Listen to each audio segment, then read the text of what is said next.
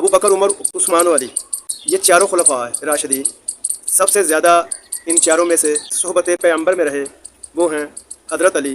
سب سے زیادہ فیض تو ان چاروں کے سینے میں ہونا چاہیے۔ تو انہوں نے کب کہا تھا کہ جب ہم دنیا سے چلے جائیں گے تو ہمارے سینوں سے کھینچ کے فیض، اور تم اپنے مریدان کے سینے اور قلوب روشن کرنا۔ ویڈیو دیکھیں۔ یہ قبروں پہ جاتے ہیں، وہ ایک پارٹی بھی ہے وہ ذکر والی ہمارے یہ چکوال سائٹ کے اوپر، میں بس اشارتاً بات کر دیتا ہوں، انہوں نے یہ سارا تماشا لگایا ہوا ہے۔ اور عثمان و علی رضی اللہ عنہم اجمعین وعلیہم السلام اجمعین کو تو عذاب قبر سنائی بھی نہیں دیتا، جبکہ نبی بھی موجود ہیں، اور نبی علیہ السلام ہمارے میں دعا کروں تو سنوا سکتا ہوں، دکھانے والی بات نہیں۔ بعد کے لوگ کیسے یہ دعوے کر رہے ہیں سوائے اس کے کہ وہ کذاب ہے۔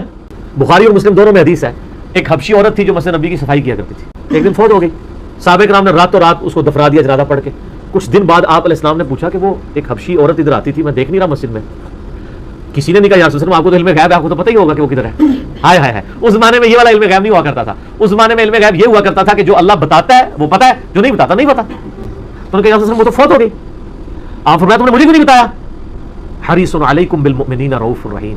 آپ نے صحابہ کو ساتھ لیا، اس کی قبر پہ گئے، اور صحابہ کہتے ہیں قبر پہ گئے، ہم نے حضور علیہ السلام کو ان کی قبر بتائی، آپ قبر پہ کھڑے ہوئے، آپ علیہ السلام نے وہاں پہ نماز جنازہ اس کی قبر پہ جا کے پڑھی، اور پھر آپ صلی اللہ علیہ وسلم جب پلٹے تو آپ نے فرمایا یہ قبریں اندھیروں میں ڈوبی ہوئی تھی، اللہ نے میرے جنازہ پڑھنے کی برکت سے انہیں نور سے بھر دیا۔ کیا کسی کافر کی قبر نور سے بھر سکتی ہے؟